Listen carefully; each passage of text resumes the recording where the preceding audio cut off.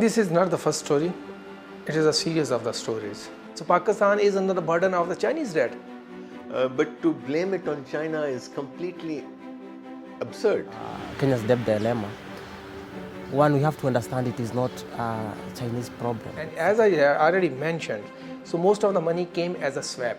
So they are the reserve in Pakistani bank just to help Pakistan to avoid the default. And other money is also coming to the concessional loans in different chapters, which is they are helping Pakistan to avoid the default. But our real problem is the foreign debt from the Western financial institutions, which are causing real problem for us right now. And Pakistan is unable to pay back them because they were the loans which were given on high percentages also. And some loans were high percentages.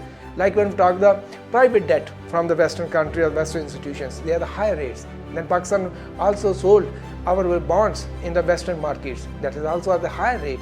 So the Western countries' debt is really causing problem for Pakistan.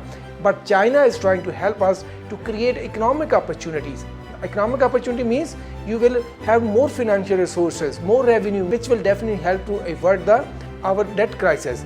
So they are not in a position to lecture any countries, leave alone the China. China is helping the world in building the better tomorrow and bringing the world together for the community with a shared future.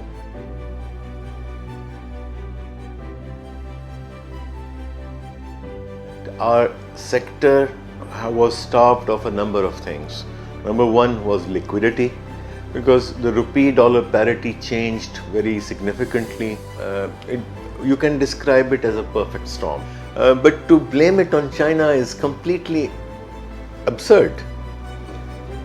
China has been working with Pakistan to resolve our economic issues sustainably. Kenya's debt dilemma. One, we have to understand it is not a Chinese problem. It is not a China problem thing. China thought that it is also very important to give African countries time to actually invest more and stabilize things. Because right now, what has happened is that we started paying our debts for the SGR in 2020. The government is now able to reap the impacts of the SGR and slowly is on the right track in terms of its debt sustainability for the SGR.